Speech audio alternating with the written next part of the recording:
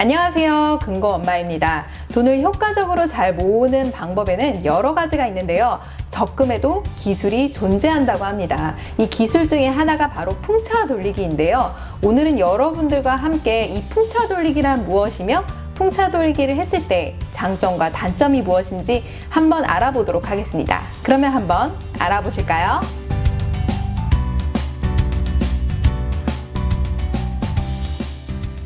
먼저 풍차 돌리기란 한 달에 한 번씩 1년 만기의 새로운 적금을 만들어서 1년 뒤부터 매월 만기가 돌아오는 방법인데요. 즉 1년이면 12달이죠. 이 12달 동안 통장을 매달 하나씩 늘려가는 방법입니다. 그래프를 한번 보실까요? 예를 들어서 1년짜리 적금을 첫 달에 10만 원으로 만들고 둘째 달에 10만 원짜리를 또 하나 만드시는 거예요. 그럼 첫 달에 10만 원을 유지하면서 둘째 달에 추가로 또 개설해야 하니까 이번에는 20만 원이 필요하겠죠. 또 셋째 달에 10만 원짜리를 또 하나 새로 만드는 거예요. 그럼 첫 달, 둘째 달에 만든 통장에 불입을 계속 해야 하니까 셋째 달에는 30만 원이 필요한 거고요. 이런 식으로 12개월째 되는 달까지 통장을 총 12개 만드는 겁니다. 결국 12개월째 되는 달에는 10만 원짜리 통장이 총 12개 생기게 되는 거니까 여러분들이 필요하신 금액이 120만 원이 되는 것입니다. 이렇게 12개의 적금 통장의 불입이 다 끝났다면 그 다음 연도부터는 불입했던 적금이 만기가 되어 매달 돌아오는 것입니다. 그럼 만기 적금이 매달 돌아오니까 이걸 찾아야겠죠? 그래서 그래프를 보시면 만기에 찾은 원금과 이자가 있을 거 아니에요? 이 돈을 작년에 시작했던 풍차 돌리기 적금처럼 만기 시 찾은 금액과 월 불입할 금액을 더해서 1년짜리로 묶어 놓는 것입니다. 이때 매달 적금 금액을 늘려가셔야 하잖아요. 적금 통장을 따로 만드시는 게 아니니까 매달 금액만 늘려가시면 되는 거예요. 그래프를 보시면 똑같이 작년에 했던 방식으로 만기금과 이자에 10만 원씩 늘려가시는 방법이라고 생각하시면 되세요. 이 방식을 매년 동일하게 하시면 되는 겁니다. 자, 결국 첫 해 1년 동안만 매달 불입하는 적금으로 12개 만들어 놓았던 것을 그 다음 해부터는 묶어 놓는 예탁으로 매달 만들어서 이걸 계속 반복하는 것이라고 생각하시면 되는데요. 그럼 초반에는 작아 보였던 이 만기 금액이 매년 조금 더 큰 금액으로 돌아온다 라고 생각하시면 되세요. 마치 작은 눈덩이가 점점 큰 눈덩이로 변하는 원리라고 생각하시면 되는데요. 이걸 바로 풍차 돌리기라고 합니다. 그래서 첫 해 적금 12개를 만들어 굴렸으니 이걸 풍차 돌리기 적금이라고 하고요. 그 다음 해부터는 매달 만기에 찾은 금액을 적금 금액과 함께 더해서 묶어 놓는다고 했죠. 이거를 바로 풍차 돌리기 예금이라고 하는 것입니다. 그렇다면 이 풍차 돌리기는 어느 분들에게 더 유리할까요? 그리고 장점이 뭘까요? 첫 번째로 저축 계획은 있지만 이걸 실행에 옮기지 못하거나 또 불입할 금액을 한꺼번에 넣다 보니까 2달, 3달까지는 유지를 잘 해요. 그런데 꼭 무슨 일이 생겨서 중간에 깨시는 거죠. 자, 이럴 때 결국 작심삼일이란 말이 머릿속에서 떠오르실 텐데요.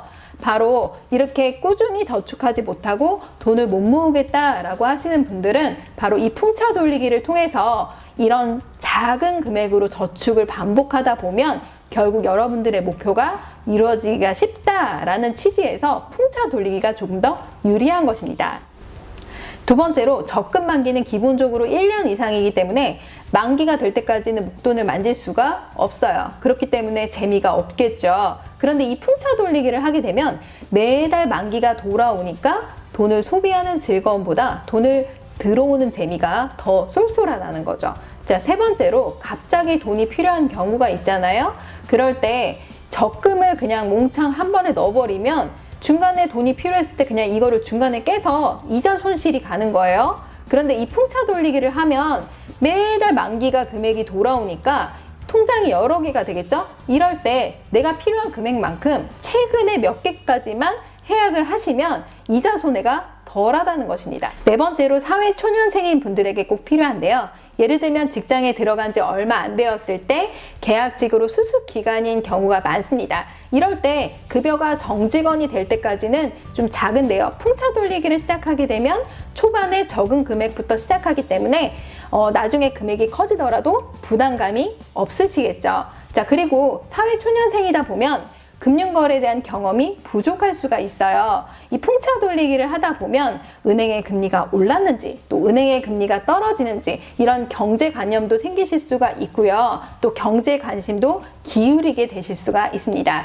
그리고 은행에 어떤 저축 상품들이 있는지 하나씩 알게 되시면서 보는 눈도 생기시게 되겠죠.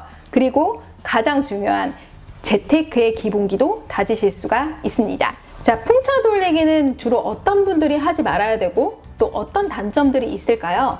첫 번째로 나는 적금을 여러 번 들어서 만기가 벌써 타본 경험이 있고 지금도 잘 붙고 있어 라고 하시는 분들은 굳이 풍차 돌리기를 하실 필요가 없겠죠. 왜냐하면 풍차 돌리기를 하는 목적은 주로 저축 습관이 몸에 배어있지 않으신 분들에게 유리하신 방식이기 때문이죠. 두 번째로 이 풍차 돌리기를 하면 은행 금리가 오르는 시기에는 유리하시겠지만 반대로 은행 금리가 떨어지는 시기에 가입을 하시게 되면 결국 매달 떨어질 때마다 새로 하나씩 통장을 만들어야 하기 때문에 이자 손실이 발생하게 되는 것입니다. 또한 매달 불이익 금액이 점점 늘어나니까 만기가 다 돼갈 때쯤에는 이렇게 많은 금액을 부어야 하나? 라는 부담감이 느껴지실 수가 있습니다. 세 번째로 매달 통장을 하나씩 늘려가야 하기 때문에 매달 신경을 써야 돼요. 그리고 매달 만기가 돌아오면 그것도 매달 해지하러 은행에 방문을 하든 모바일로 하셔야 된다는 거예요. 자, 모바일로 하시는 분들은 그래도 시간이 좀 적게 걸리시는 편이라서 낫지만 은행에 직접 방문하시는 분들이 일을 처리하다 보면 자, 기다리는 시간도 오래 걸리죠. 또 기다리고 나서 이제 창구에 가서 통장을 일일이 또 하나 만들고 각각 다 입금을 하고 또 이걸 해지를 하고 이렇게 하다 보면 시간이 오래 걸린다는 것입니다. 즉 시간 소비가 많다는 것이죠. 자, 그래서 시간을 조금 더 단축할 수 있는 방법을 말씀드리면요. 적금을 자동이체 걸어 놓는 거예요. 만들 때마다 자동이체 걸어 놓고 만기가 되면 이거를 직접 은행에서 해지하는 게 아니라 자동으로 해지되는 서비스가 있기 때문에 만기 자동 해지 서비스를 같이 신청을 하시는 거예요. 그러니까 통장을 만들 때 이 두 가지를 꼭 신청을 하시는 게 좋습니다. 네 번째로 풍차 돌리기를 할 때 나는 당장 120만 원을 지금 불입할 수 있는데 첫 달에 10만 원만 넣게 되니까 나머지 110만 원은 어떻게 해야 되지? 라고 하시는 분들이 분명히 계실 거예요. 그래서 보통은 CMA 통장이나 자유적금 통장에 넣어놓으신 분들이 많으신데요. 적금 통장은 1년짜리 금리가 최소 2.5%에서 3% 사이가 굉장히 많아요. 어떤 데는 뭐 4%까지 주는 데도 있어요. 그런데 CMA 통장을 넣어놓다 보면 CMA는 아무리 많이 줘도 1.5%대예요. 그리고 자유적금 통장은 정기적금보다 상대적으로 금리가 낮기 때문에 많이 줘봤자 1.5%에서 2%대 초반이란 말이죠. 그러면 결국 이 적금 통장에다가 한 번에 다 넣을 수 있는데 이 나머지 금액을 낮은 금리로 계속 움직이다 보면 결국 이자 손실이 조금 생긴다는 결론이 나오게 됩니다. 다섯 번째로 풍차 돌리기를 할 때 통장 실물을 가지고 계시는 분들께서는 만약 통장을 분실하게 될 경우에는 이걸 일일이 다 사고 신고를 하셔야 돼요. 그리고 통장을 분실하셨기 때문에 이걸 재발행하셔야 되겠죠. 그럼 재발행되는 수수료도 만만치 않으세요. 그렇게 되다 보면 은행 창구에서 걸리는 시간도 오래 걸릴 뿐더러 수수료도 납부를 하셔야 되게 된다는 것입니다. 그래서 가장 좋은 방법은 온라인으로 하시는 건데요. 모바일로 하시거나 인터넷으로 하시는 게 가장 좋겠죠. 이렇게 풍차 돌리기의 장점과 단점에 대해서 알아보았는데요. 결국 나에게 맞는 적금이 무엇인가 생각해 보시고 결정하시는 게 좋을 것 같습니다. 풍차 돌리기가 복리 효과가 있다라고 하지만 이자 차이가 생각하시는 것처럼 크게 차이가 나지 않으세요. 아주 미미하다라고 생각하시면 되세요. 큰 복리 효과를 보시려면 적어도 10년 이상은 굴리셔야 되는데요. 그 사이에 한 번도 깨지 않는다는 전제 조건이 있어야 하겠죠. 자, 그러면 그동안의 재테크를 다른 재테크를 하실 수가 없다는 결론이 나옵니다. 그러면 금고엄마가 추천하는 적금 형태가 있어요? 라고 물어보시는 분들이 계실 텐데요. 자, 난 진짜 돈을 못 모으겠다. 나는 진짜 월급을 꼬박꼬박 나오는데 이거를 어떤 형태로 쓰다 보니까 몇 년을 다녀도 직장생활 몇 년을 해도 돈 1,000만 원 못 모았다 라고 하시는 분들은 풍차 돌리기를 꼭 하시길 바라고요. 강력 추천해드려요. 자, 그런데 난 이미 어느 정도 저축 습관이 형성되어 있고 나는 어느 정도는 지금 재테크를 하고 있어 라고 하시는 분들에게는 풍차 돌리기를 추천해 드리지 않습니다. 자, 이런 분들에게는 풍차 돌리기보다는 적금을 저축 목적인지 또는 소비 목적인지를 분리하신 다음에 1년 단위로 굴리시면 되는 거예요. 자, 저축 목적의 적금은 말 그대로 투자 목적인데요.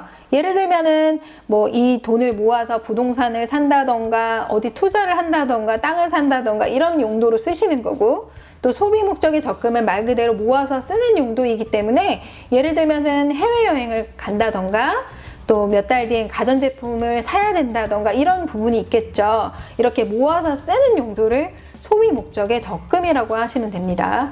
그래서 이 저축 목적의 적금이라면 요즘 1년짜리 정기적금 많잖아요.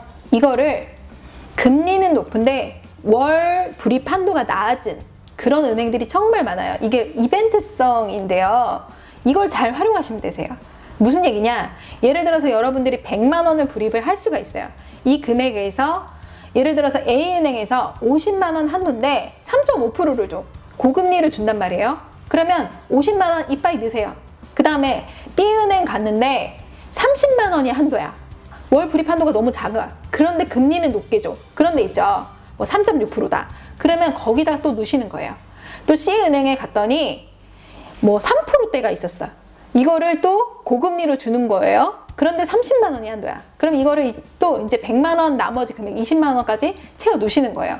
그럼 월 100만 원을 넣었지만 은행이 세 군데 거래하면서 세 개의 통장이 만들어지는 거예요. 또는 한 은행에서 여러 개 통장이 있는데 한도가 작아. 그러면 상품을 각각 가입을 하시는 거예요.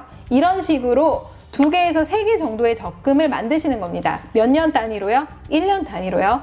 이렇게 하시면 금리도 높게 받아가실 수 있고, 또 예를 들어서 중간에 여러분들이 돈이 필요한 경우에는 3개 중에서 1개만 깨시든 2개만 깨시든 하실 수가 있겠죠. 그래서 이자 손실을 좀 막으실 수가 있으세요.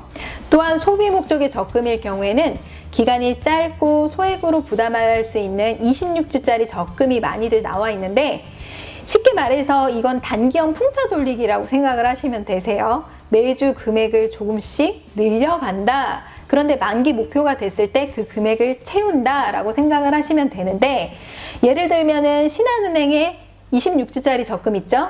작심 3일 적금이 있고요. 또 카카오뱅크 26주 적금이 있어요. 이런 것들을 통해서 소비 형태의 적금, 즉 소비 목적의 적금은 이런 거에 해놓으시면 여러분들이 좀 자금 활용하기에도 좋고, 또 금리가 이런 거는 조금 높기 때문에 금방 돈도 모으면서 재미를 보실 수가 있습니다. 자, 이렇게 적금을 가입하시는 방식은 개인에 따라서 차이가 있을 수 있기 때문에 이 풍차 돌리기가 나에게 맞는지 또 맞지 않는지 판단을 한번 해보시면 좋으실 것 같고요. 자신에게 잘 맞는 적금 방식을 잘 고르시길 바라겠습니다. 그러면 오늘 영상이 도움이 되셨나요? 도움이 되셨다면 좋아요, 구독하기 눌러주세요.